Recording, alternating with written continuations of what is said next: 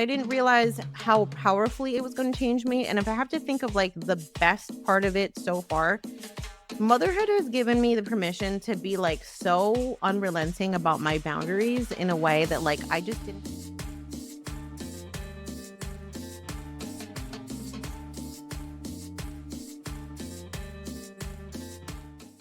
Hola, hola, amiga. Welcome to another episode of the Viva la Mami podcast. Y'all, I am so excited to have, I would say this is like the honorable guest of the year, and that is la jefa, la mera mera, Miss Jannese Torres. It's such a privilege to have you here, Jannese, just because you have been so impactful in my growth as an entrepreneur.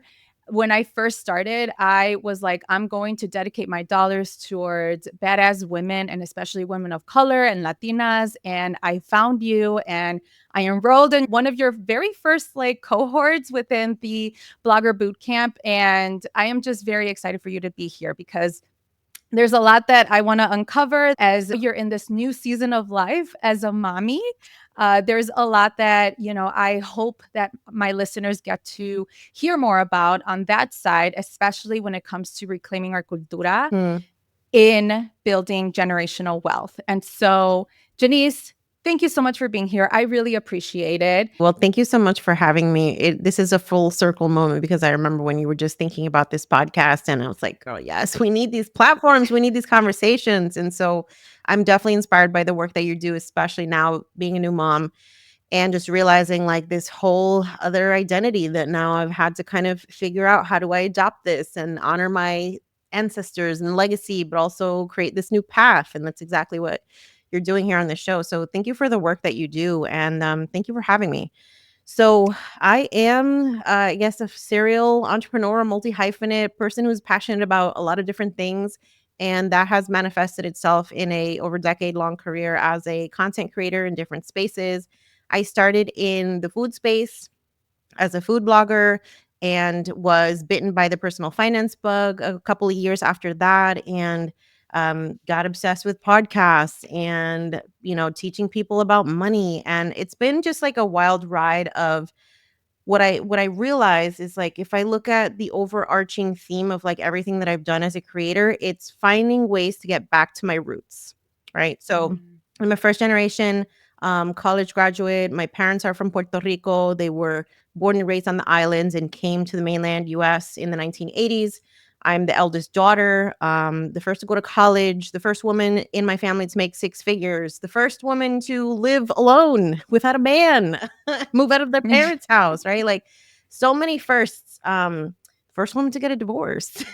you know? And I'm probably like one of the oldest women to like get have a baby and become a mom. Like I became a mom at 39, which is like, unheard of in our culture. Is like, oh my God, that's what like, once you're 25, if you don't have kids, there's like something wrong with you, right? So I consider like my experience to be one that has been a lot of like firsts and a lot of charting my own path and almost being in a way like inspired by what I didn't want to become in a lot of ways, just by the example I saw of what motherhood and womanhood looks like in our community, which is a lot of sacrifice, a lot of giving up on your dreams, a lot of defaulting your financial security to men. Like that shit was just never my vibe, and from a young age I was like, I'm going to make my own money.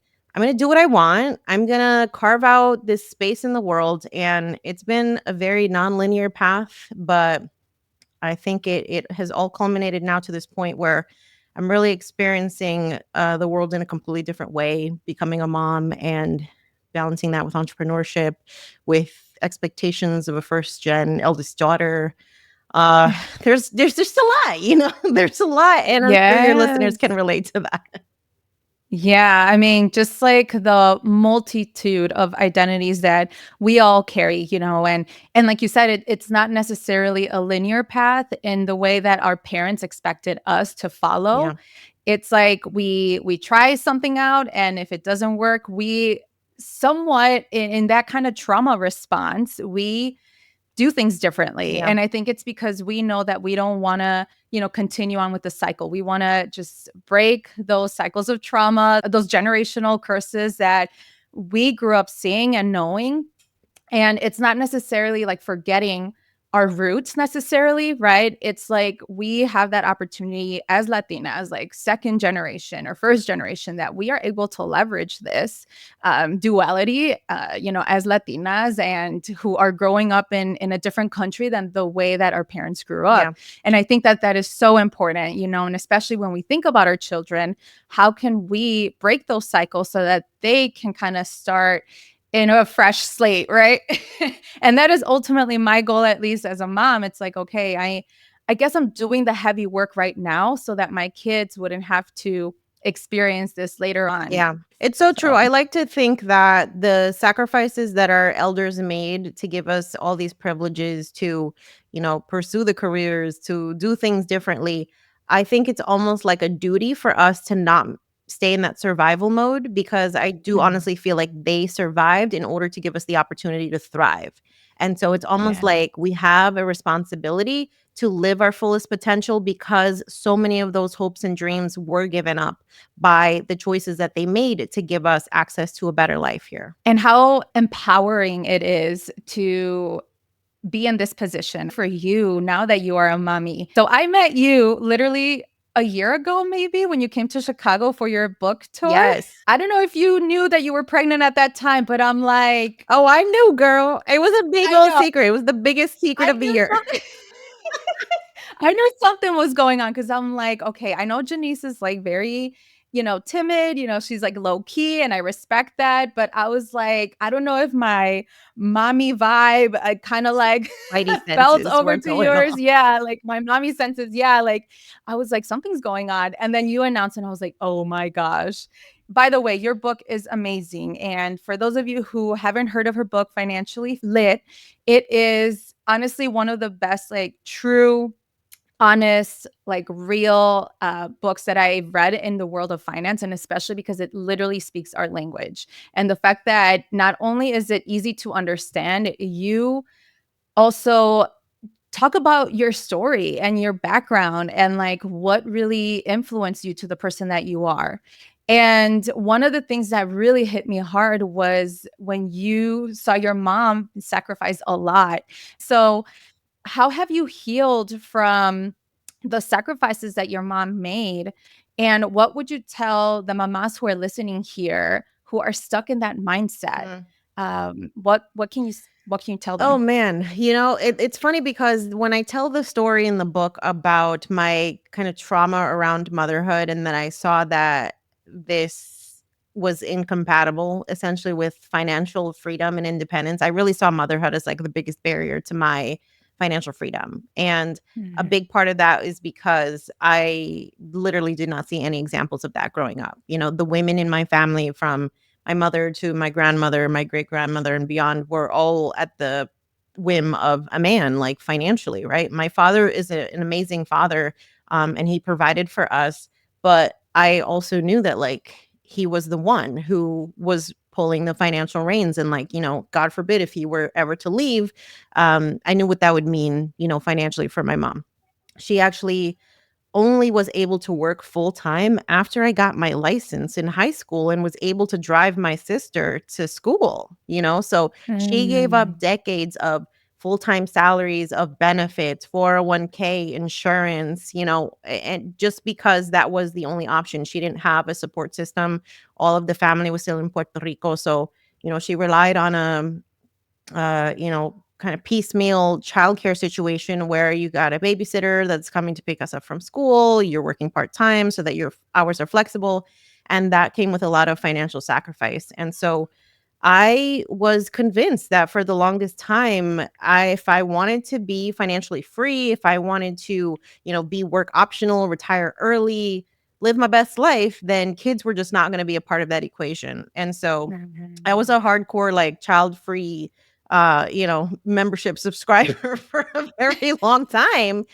And it really took a lot of like personal development work, including therapy, Mm, including like digging into that shadow work that really unveils like why you have these feelings about, mm, certain topics. And for me, it was definitely motherhood. What I've come to realize is now being on the other side of it is that subconsciously I'd been doing all these things like, paying off debt, saving and investing and building income streams and pursuing entrepreneurship, and I'm actually getting to experience the benefit in real time of taking all of those really deliberate decisions, because now I've created this life that really affords me the ability to be a fully present mom that didn't have to mm, worry about, oh shit, I have to go back to work after 6 weeks because my maternity leave expires, or um, I mm. have to reduce my hours at work because I can't do this anymore, or God forbid, getting fired from a job, which I've talked to so many women who have gotten laid off while they're pregnant, while they're on maternity leave. Like, it's a real thing. Pregnancy discrimination, Yeah. although it's illegal,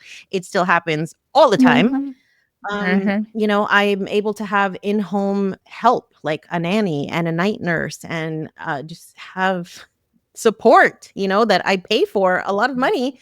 But I've come to the realization that at the core of it, the reason why motherhood is such a stressful, all-consuming, life-altering thing for most women is because they literally are not properly resourced, especially in Mhm. America, where we love having pregnant people here making babies, but God forbid, once the baby's out, there's literally nothing to help you. There is no Right. support. There is no paid maternity leave. There is nothing. And so the key to actually enjoying this journey, I'm sorry to say, but in our capitalist society, is having money, because money gives you Mhm. access to support, to resources, to time, to space. And I'm getting to experience that. And I want more women to understand that, like, financial freedom is even more important when motherhood is a real thing that you want to pursue, because it's going to make or break your experience 1000%. Yes. Yes, absolutely. And this is so powerful because you admitted it that at first you didn't want to become a mom, and that was because you haven't yet healed from those traumas and seeing your mom sacrifice fully, so that you and your sister can be, fed and taken care of and everything. And I think that that often happens a lot, especially with women who are older, right? Who are educated, and I think that they are still sort of responding to Yeah. traumas, and and I understand that, and I think that's great that they're making that decision. But you really have to look really within, like delve deep, and it's like, okay, do you not want to have kids because you definitely don't want to, or is it because you haven't healed yet? Yeah. And and either way, there's no shame or nothing related to that, whether if you want to be a mom or not. But I think it does take a lot of the heavy work. And again, we're talking a lot about doing a lot of work for our children, right? Or the next generation.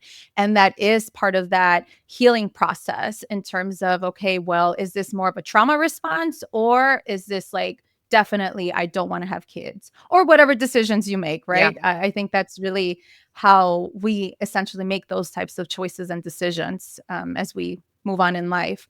But as far as with you becoming a mommy, how did it change you in your approach to building wealth and just in general? I'm curious, Jannese. This has been an existential journey. Well, first, like, let me just say that my mind was ultimately changed by two different kind of life events. One Mhm, was leaving my first marriage. So it's funny because, like, inherently, from like very early on in that relationship, I just knew, like, at my core that he would not be a good father. And so I think, like, my mm, brain just shut off the idea of like ever reproducing with this man, which I'm like thinking back to it. I'm like, why the hell I marry him if like I was thinking that? But you're in college sweethearts, you have no life experience. You have no mhm. idea like what this person is going to evolve into. And Yeah, so after a long, 16-year relationship, 9-year marriage, I said, I'm done. I got to be out of here. And if you want to hear the juicy details of that, you can definitely check out my book. yeah. But when I met my now husband, it was like, I don't want to be a mom. I want to have his child. It's like some women just want to become moms. And for me, that was not it. It was like, I'm going to become a mother if I find the person that like makes me want to become a mom. And I Mm. felt that with him like very early on. It's like, I want to have your baby, not just any baby, you know? So that was number one. That was like a key. I'm like, I don't even understand this feeling, as I didn't even know that's a thing. And then I've talked to like so many people on social media and they're like, yes, girl, this is absolutely a thing. It's like a biological response. It's like back to like when we're cavemen and women, like you just saw like the strongest man, right? Or like whatever. That's just how biologically it worked for me. But then secondly, um, I had a health scare that would have potentially like impacted my ability to get pregnant.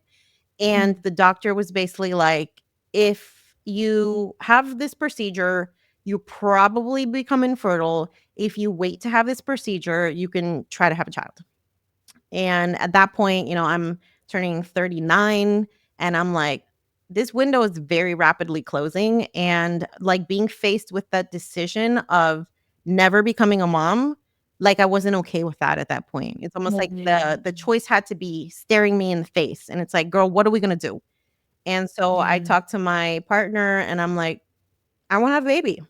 And he's like, okay, let's do it. So, we start tracking ovulation cycles and planning things out. And I get pregnant like 2 weeks before I go on the book tour. And everybody, Oh my yeah, girl, like gosh. I found out I was pregnant like on my birthday, my 39th birthday. But I didn't even tell nobody, and my mom didn't know, my sister didn't know, nobody knew. And so I did this like 15-city book tour, secretly pregnant, exhausting. The first Oh my trimester is insane, and so I do not recommend planning a book tour during your first trimester. I'm just gonna put that out there, but it was insane. Yep, yep, do. Oh my gosh, So that's a little that's bit of a wild. journey. Whew, Yeah. girl. Yeah, well, I hope that you didn't feel isolated because that's the worst No, feeling, I like honestly, it was like I was keeping it very close to the chest because, obviously okay. at an advanced maternal age, I'm a geriatric mother. I Yeah. just wanted to make sure that like everything was good. So I felt like it was Mhm. almost like a little superstitious part of me that's like, I'm gonna keep this to myself. Yeah, And then let everybody know like when everything is all clear. So um yeah. it was a very intentional decision influenced by those life events and like how it's changed me. I mean, how is it not? I'm just like, Mhm. I don't even remember my life before motherhood, which is crazy because my daughter's only like 5 months old. But I literally feel like I had the Men in Black like stick waved in front of my face and like all prior memories have just disappeared. I'm like, who was she? I'm sure she did some cool shit. I got to go back and look at Facebook pictures and stuff to remember what my life was like. But it's just been such an incredibly powerful journey in like personal development, which I knew it was going to change me, but I didn't realize how powerfully it was going to change me. And if I have to think of like the best part of it so far, motherhood has given me the permission to be like so unrelenting about my boundaries in a way that like I just didn't have the confidence back in the day. Mhm. Like when I didn't have another little person that I had to advocate for, it was just much easier for me to let people like walk all over me and give me their unsolicited opinions and have all this influence on my life. And now I'm kind of just like, nah, I'm sorry. Like I didn't ask for that shit. I didn't want that. Mhm. I'm not doing that. Thanks, no thanks. Sorry, not sorry. And it's just like, Right. I don't know, something about motherhood has just like turned the switch on for Mhm. me that I'm just like, if it's not bringing peace to these four walls and what goes on inside of here, I'm just not entertaining it because I Mhm. have way too much going on and there's way too much at stake for me to have any disturbance in my ecosystem at this point. Yes, you're being mama That's bear. it. You are being And mama there's a bear. lot more people that do not like me that got, their feelings hurt because of decisions that I've made in pregnancy, my boundaries, what I was allowing people to do, say, insert Mhm. themselves into. And I'm so okay with like people being pissed off at me in a way that like I was just way more sensitive back in the day. I just don't give a shit anymore. I don't Mhm. care. Yeah, no, no. And I think it's because, we do have this new identity, it's pretty cool that we are in this position of leadership when we can actually, like, be the dictators. Is that a word? Can we use that Yes, word? I ma'am. don't know. Yeah, Yeah, that I like am running the show. This is not a democracy, okay? Not in my house. All right. The only people that Somos got las opinions here are the reinas. ones that pay the bills. Yes, exactly. Amen. Amen. And and and I know that that is so anti our culture, ¿verdad? Oh And God. so what would you say to that? Okay, first of all, we need to just like throw out que va a decir la gente because it doesn't Mhm. literally does not matter what you do. Somebody's gonna be pissed off. Okay. I Okay. mean, I've gotten into shit with my family about what my daughter's last name is gonna be. How many people are gonna be at the hospital? Is she getting vaccinated? All this stuff. And I'm just like, y'all, this is none of your damn business. Okay. This is Nope. literally none of your damn business. And Mhm. I did not ask you permission to have a child. So I will not be asking you permission on how to raise my child. Okay. We're grown. Mhm. I'm not a teen mother. We're not going to act like I need, mommy raising my child. Like, we're not doing that. So Right. it's for me, Amen. I'm just like, I just can't care. I cannot put energy towards these things, and I need people to understand that, like, the only way that you're gonna be respected is if you respect yourself, and, like, the ultimate form of self-respect is having fucking boundaries. You can't be Mhm. letting people treat you like a child when you are a whole grown-ass woman with a whole grown-ass child, like a whole human, you know? So I think it's just you need to separate the parental child relationship that is very often blurred in Latino households. There needs to be a clear definition of like, hey guys, I'm a grown ass adult here, and if and when I need your support and help, it will be explicitly asked for. But until Mhm. then, I'm gonna need y'all to know your role. And Yes. sometimes it's going to have to require you to like decide who is allowed in the circle and who is not, and who gets what information and who doesn't. And also having that same level of cohesiveness too with your partner, so that you guys are Yeah. presenting a united front, because there's nothing worse than like, you're trying to do one thing here, they might be undermining because they don't even know. You have to be a united front for sure if you're in a partnered Absolutely. relationship as parents. I love it. Thank you for that. I think this serves as a reminder. It is really hard to set boundaries, but we really have to look at the root of it, right? It's your family unit, no one else. And I know it's hard to break from that. But again, when it comes to like leveraging our identity within these two worlds, I think that is an asset and it is needed specifically so that we can break from, just like that mentality of like, ¿qué va a decir la gente Yeah. and all of that. And we can create our own version of motherhood in whichever way we want.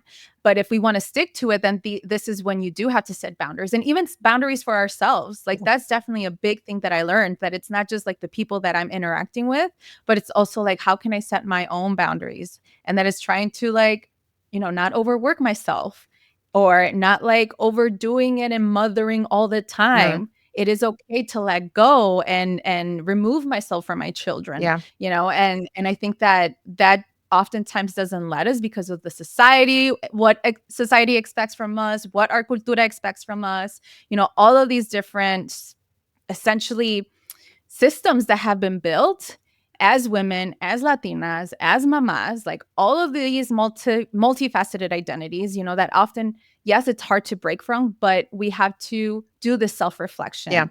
And ultimately that can impact us on having that self-love that we deserve as well. Yeah. I totally agree. And at the end of the day, like, we are first generation cycle breakers, oftentimes, where many of us have experienced things that we know we don't want to replicate in our own children's lives. And just like acknowledging that whatever happened in the past is like, there's obviously layers to it, and you have to have compassion for your caretakers and understand where they came from and what their lived experience was and all of that. But you can also have like this dual reality where, yeah, they did the best they could, but that's not good enough for me, Mm. and like I'm gonna do things differently, and that's okay. There's plenty of things that I'm like, I know I will not be like replicating as far as my childhood, but there's also beautiful things that I definitely want to inspire my child with. And so it's like taking the full experience and just like dissecting it to understand why, what happened, what I loved, what I didn't, what I want to pass on, what I don't, and understanding that we can do at the end of the day is like the best that we can. And so much of what that means is like becoming the best versions of ourselves so that we're not parenting from a place of like, of struggle and survival, that we're actually parenting from a place of abundance and like emotional intelligence. And um Yes. we can really like have a holistic impact on our kids from a parental perspective versus just like keeping food on the table. It's there's so much more to Right. being a good parent. Yes, yes. Or what are the latest gadgets, for the kids, or, Yeah. a lot of those like materialistic things that often impede us from like being present and fully there with our kids because we're trying to compare ourselves with other moms. Yeah. And at the end of the day, again, it's like what you want. Like what type of version of motherhood do you want? And I love that you brought that with us being first generation or second generation, we're able to pick and choose what we want to repeat and other things that can't just go Yeah. like out the door. It's not even here within our premise. Absolutely. And I love it. Well, tu nena, which she is adorable, by the Thank way. you. How are you teaching her right now at this day and age? She's only a couple months old of life. How are you teaching her about financial wellness? Oh man. And and in general, for the mamas listening, how can we teach our children about money and break from those generational traumas? I think that our biggest responsibility as parents is to make sure that we are not doing what most often our generation is dealing with, which is basically having kids as the expectation that they're going to be your caretaker and fund your life when you're old. Mm, Okay. I mean, mhm, literally, like, mhm. that's one of the things that our community always tells women, like, pero ¿quién te va a cuidar? And I'm just like, Yep. my money? Like, I'm not trying to have my daughter have to worry about paying my bills when I'm old. Like, what the hell am I doing? What kind of responsible human am I being if I know better, right? Like, if you didn't know better, obviously generations before us didn't have the financial means to like open Roth IRAs and do all the things that we now can do. But knowing better, I better do better, right? So like that's the message number one. Like your kids are definitely not here to be taking care of your ass.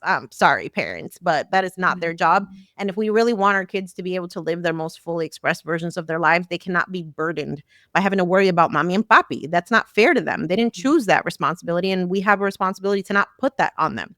So that's number one. Right. Um, Number two, like I was thinking about this before she was born. Like my daughter's had investment accounts since before she set foot on planet Earth. Okay. And I just knew that obviously that's going to be a thing. I'm a financial educator, but at the end of the day, like I understand the impact of making these decisions now. Because I know she's never going to have to worry about money in the way that I had to, right? She's going to be able to Mhm, go to whatever college she wants to. She's going to be able to travel, then do semesters abroad or get her first car when she turns 16 or buy her first house. Like I want her to have all the options to do the things that she wants to do. And the sooner that you start planning for that future that you want for your child, the better. So my daughter at 5 months old has almost a 5-figure net worth at this point, which I'm just like, honey, I wish I was you. Okay. Uh, Yes. she's got a 529 plan for college. She's got a Roth IRA because she's actually an employee in my business. So she contributes to her retirement Mm, already at 5 months old. She has an investment brokerage account, which she can use to, take a down payment for her car or for her house. She has an HSA account, so a high yield savings account for we're putting money in there for in the future when let's say she wants to take dance lessons or gymnastics or whatever, buy mhm. mommy and papi a Christmas gift. Like she has her own little bank account. And so that's what we're doing. Like she is part of our budget, building wealth for her is part of our budget. We set aside money every time we get paid and it's automatically being transferred into her account and she is building wealth right along with the rest of us. And so, I think that's probably the most powerful thing you can do as a parent. It's just literally the dollars go so much further, especially the sooner that you start. I can invest. Um, I did the calculation recently and I shared this on social media. If I were to take, I think it was like $7,000 and Mhm. invest it in a traditional diversified retirement portfolio and just let it sit there, that account's going to morph into hundreds of thousands of dollars with just growth by the time that she's 18 years old. Okay. So it's Wow. like that $7,000 can then end up becoming a fund big enough to like pay for her 4-year university, like if she wants to go to Harvard or some shit. Right. And so Right. just understanding the power of wealth building and compound interest in the stock market and these Yeah. tools that literally have been around for centuries and that white Mhm. people have been using to create generational wealth for their kids forever. Like we have access to the exact same tools. What we haven't had access Mhm. to is equity in the financial literacy space. But now, thanks to creators like myself and others who are opening up the conversation, who are diversifying the conversation and the language of money, we have the same opportunities too. And so that is my mission that has been like doubled down on since I became a parent, because this is how we shift the narrative, right? When we are not continuously having to build from scratch with each generation, but when we really are doing better than the last, I mean, that's how shit changes for real, for real. Oh, I love it. I love it. And I love that you have been so transparent in your journey, from the time that you announced it in social media that you are going to become a mommy till now. And I think it really is sparking that I would say like that curiosity on especially people like us that we didn't grow up really knowing how to navigate money and how to build wealth. And I think if we're able to like save money and set money aside and put that into accounts that really can build this generational wealth for our children, like mujer, you're already helping make an impact in our community. And I think that it's something that we definitely need to share and talk more about because otherwise like no one's going to Yeah. know. And that's how the rich are going to get Yeah. rich and our community is just going to suffer from it. It's true. I never learned about any of this stuff, and so that's why I feel Yeah. like at the point where you become aware is the point when you have to start taking action, because that's when things Yeah. actually start to happen. And you mentioned how you are modeling a life of abundance. And I really want to tap into that because as we are raising children, I think that it's important to take care of ourselves, right? To live in this abundance mindset. And I know that it's really hard to break from that mindset when we grew up seeing our parents struggling or our parents out of survival, they can barely treat themselves to Yeah. something. And so now that you're a mama, and obviously you're in a different position, right? Because I mean, you have created such a successful business and actually multiple businesses now. But with the people that you often interact with, how can we break that mindset so that we wouldn't think that we are being selfish if we do want to have this level of like abundance Mhm. mindset or, taking care of ourselves through self care? Yeah. What would you say to that? I think it's important to remember like what the sacrifice and what struggle looks like, because I think most of us can relate to either, your mom is definitely, an example of sacrifice for a lot of people. Like when you think back to how your mother was typically as a Latina mother, she like put herself last, and it's even with like Absolutely. stupid things like she has to serve your father first. She can't Yes. eat Oh my first. gosh, I hate that. I mean, like that shit triggers me because I'm just like, first of all, I eat before my child eats, okay? Because I need to Mhm. be fed so that I'm not out here like, snacking on a half-eaten sandwich because I just didn't, give myself 15 minutes to have like a hot meal. Like that's not coming Yeah. from a place where I'm going to be like my best self. And so I always have Mhm. to remind myself that like if I'm giving from the empty cup, that's like scraps. And my child deserves more than Mhm. that, right? Like I deserve more than that.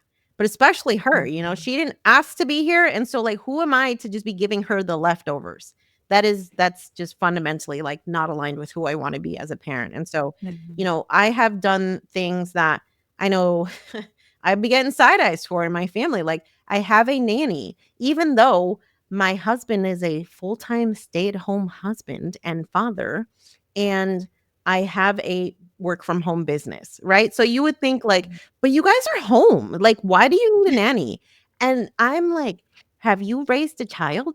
It's a 25 True. 8 fucking job. Okay. Mhm. And having Mhm. to hand off responsibilities all day, every day between the two of us, that means nobody gets a break, really, because we are still a couple that needs to nurture our marriage and be good parents and have time to sleep and want to eat healthy food and take care of our bodies and maybe just do like some recreational things like, you know, maybe I want to take a Zumba class or maybe my husband wants to work out in the gym. Like there's nothing wrong with wanting to do things for yourself. It's almost like there's this ingrained mentality, especially in our culture, that like once you have kids, like you don't matter anymore.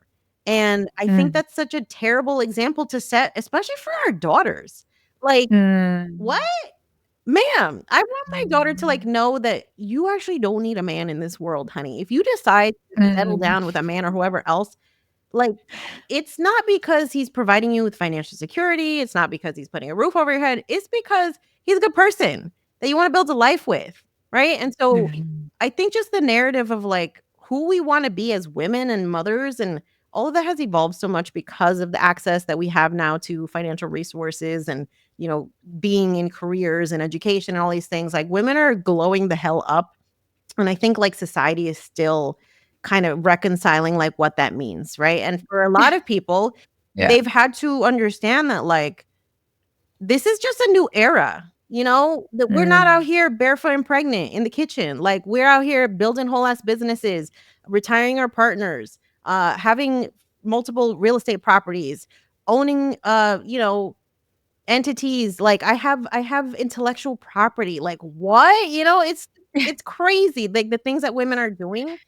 And so I think Yeah. it's just we're in a new space. We're in a new era and I am so excited for like my daughter to get older and like to start taking her on business trips to like just see what mom does. Right? And just be Yeah. like, "Holy shit, like my mom's in these like really cool rooms with like really cool people and doing really cool shit," right? I think that is like the example that I want to share with her more than anything is that yeah, we can do whatever the hell we want and you have to believe that for yourself as a mom especially because you are the first example of like what's possible, especially for Mm. your daughter too. And I think it's very important for us to break away from like that like that sacrificial mommy image. I don't think that you're not causing any harm if you are taking care of yourself No, first. you're actually being And like, if you're coming from a place of resentment because you're so depleted, like trust and believe that your kids can feel that shit. Because I remember when my yeah, mother was like, you know, burning the yeah. candle on both ends, was annoyed at the slightest thing, was not the Mhm. nicest person. And all of that was coming from just a place of pure depletion. Right. So, like, if we Yes. don't want to be remembered as, oh, mom was such a bitch, like, y'all, you have to Yeah. like Yeah. actively fight against that being the thing that your child remembers, and that starts with actually taking care of your damn self. I couldn't agree anymore. And I think that there are ways to start small and then make this be a part of a habit. And then this can be something that even your kids will see and they will learn how to take care of themselves too. So, in regards to this whole ass conversation about how we can break those generational curses, that is a form of like building this new era, like you're saying, in terms of how we can really put ourselves Yeah. first without any shame or guilt. And our kids will literally model after that. And I think that's Yeah. wonderful.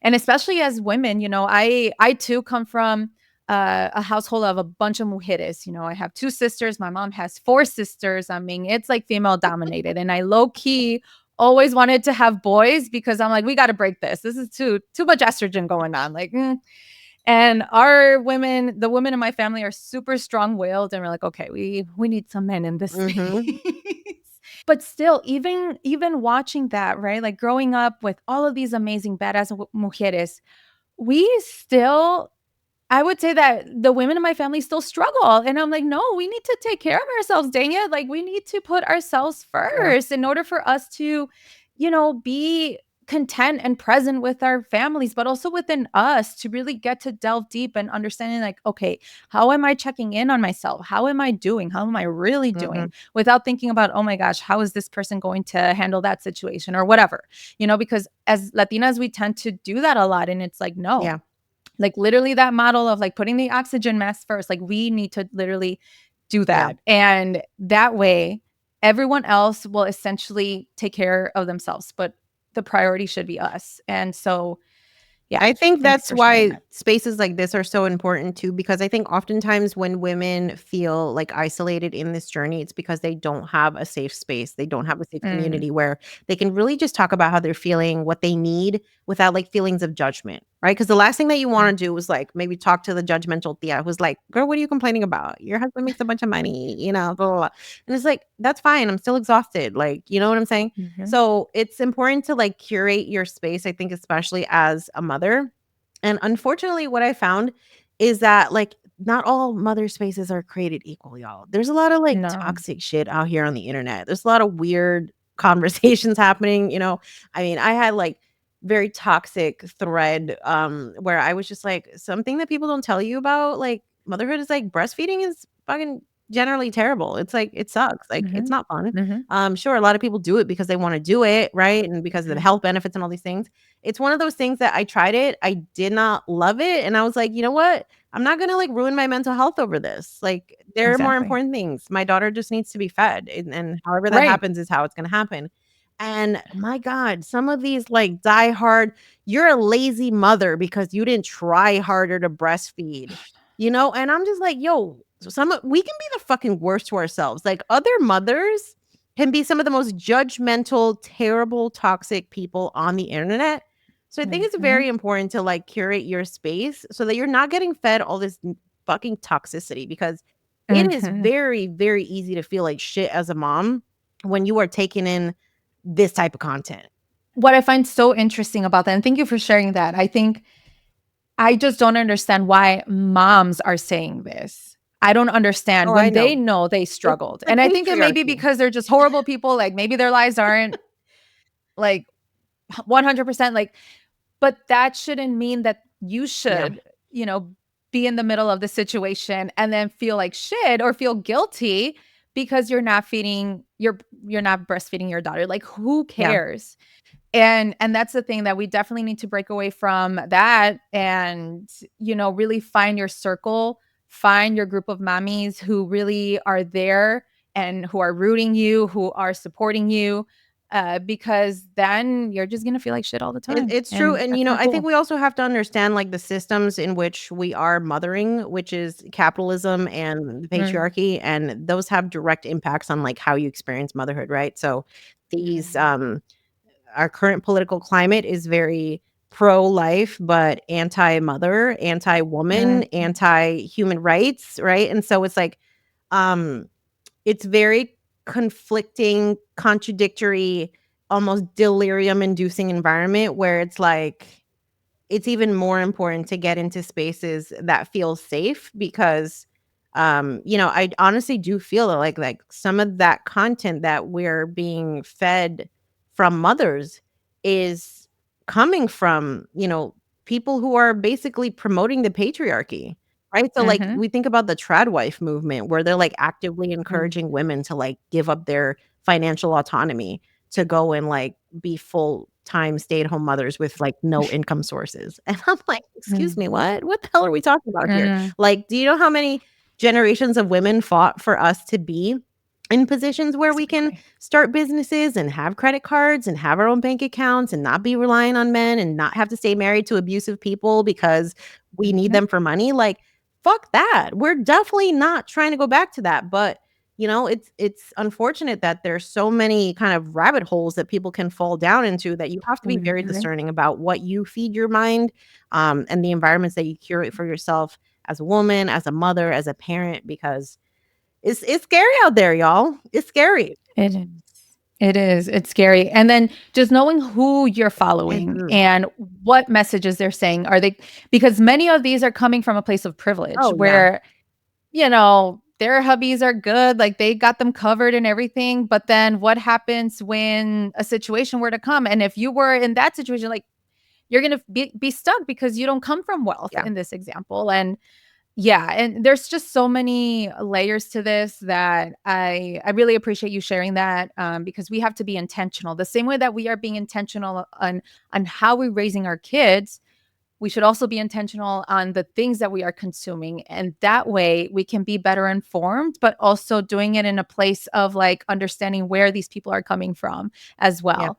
And this is why like spaces like yours, where you're literally helping Latinas, women of color, really delve deep into, their finances and trying to figure out what is next in line in terms of building that generational wealth. I think that what you mentioned and what you share has been so impactful, even for me personally, just like from joining that blogger boot camp all the way until, I joined your 5K challenge. And I think that you have so much wealth of information to share, and you are not gatekeeping anyone from this. And so, how can we raise the next generation to be wealth builders Mm. and not just like hard workers? Because you've got a lot to share here as it relates to your business, specifically Yo Quiero Dinero. Yeah. I think the most important lesson that I want to teach my daughter is the difference between building someone else's dream and building your own, right? Like oftentimes we are programmed to basically become workers, right? Have the worker mindset where it's like you go to school, you get the degree, you get the job, you work till you're 65, save for retirement, blah, blah, blah. And there are benefits to that system if you know how to use them correctly, but oftentimes, the thing that builds real wealth is actual ownership, right? So we're talking Mm, about starting businesses, owning real estate, owning investments. Ownership is where the power comes from. When you think about who are the people who are currently like dictating what this country is becoming, it's billionaires, right? It's people with a mhm, shit ton of money, and unfortunately, most of those people do not come from our community. They don't have any vested interest in advancing the rights and the goals and dreams that our communities have. And so we are not seated at the table. And I mhm, don't think that anything is going to change until we are in positions of power. And in a capitalist system, point blank period, power comes from money, right? So mhm, in order for us to actually be able to raise a generation of change makers, we have to teach them what the wealthy do. And that is not saddling yourself with $100,000 of student loan debt to go get a degree that then hopefully you make $50,000 a year and you'll never pay that debt off. And then, you buy a house that you can't afford and you buy a car that you can't afford because you want to impress people and, do all the stupid shit that like they program us to think is success in a capitalist society. The whole point is that they want to mhm, keep us kind of chained up so that you're just kind of focused on struggle, paying the bills, survival, and you can't ever actually look around and be like, why is why is that happening? What is going on over here? Who made that decision? Why are these people in charge? I don't like this shit. I want to change that. Right? mhm, But when you mhm, become when you're out of survival mode and you can actually like wake up and see what's going on, you realize there's a lot of shit that's wrong. But mhm. you need like the abundance, right? The space, the time, the energy to actually become aware. And Yeah. so I think it's really important for us to build wealth and to teach our kids how to do that because it does give you the power to first wake up, be aware, and then also have resources that you can actually use to change your community.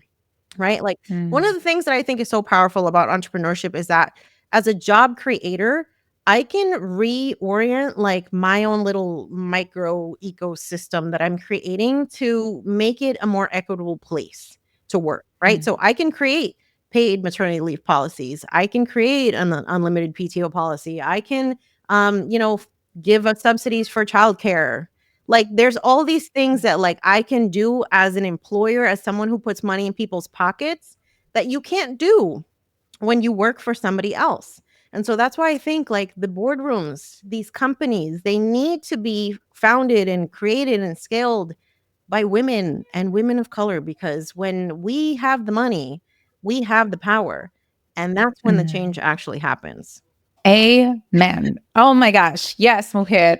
I love it. And you are part of this, sort of change making process that you are literally influencing and helping people to sort of redefine like their existence when it comes to money and how they can better grow their money in a way that is not scary. I think we all grew up with like having fear around Yeah. money.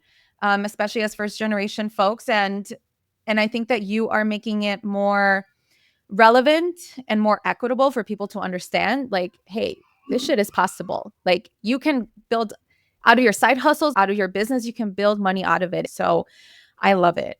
And Jannese, I have one final question for you, and I didn't prepare you for this. I asked this question to all of my mommy guests on the show. How are you redefining motherhood? Oh my God. So I think I am redefining it by making it okay to be the best version of myself, because I know that that's like what my daughter's watching, right? Like, I don't want her to have the same memories of me that like I have of my mom, which is I just saw her sad and depleted and resentful. And I see now, as an older woman, so many of the dreams and sacrifices that she didn't get to pursue. And I already know, like, that, I've lived a super wild and crazy, like, life that if it ended now, like, I think there's a lot of cool stories to tell.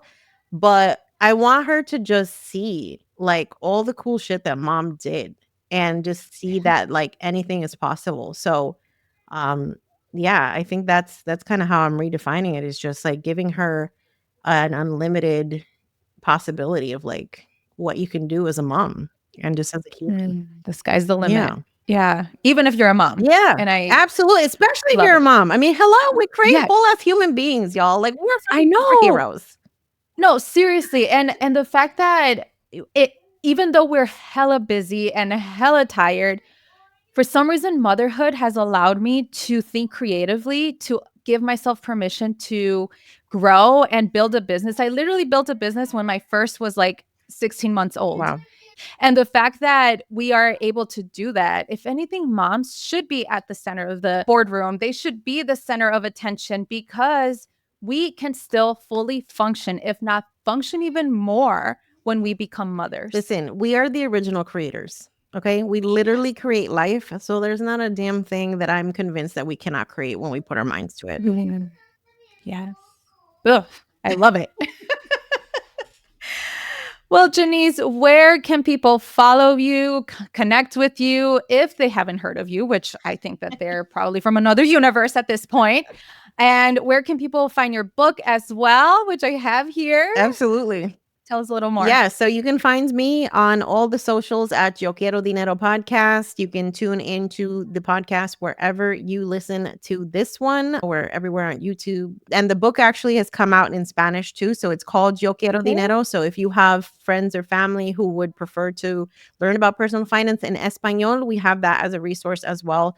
I highly recommend like making a book club, y'all. Like, because what I have found is that even still here in 2025, the financial institutions of the world really don't have too much interest in spreading financial literacy, because at the end of the day, money is power. And they're kind of scared. They're kind of scared about us getting the power. And so this education is very much being led by grassroots movements like what we're doing on the show, other amazing women of color creators.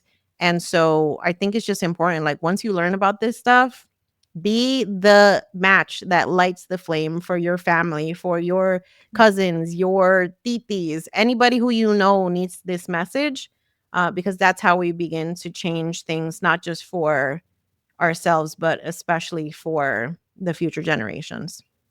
Love it. Love it.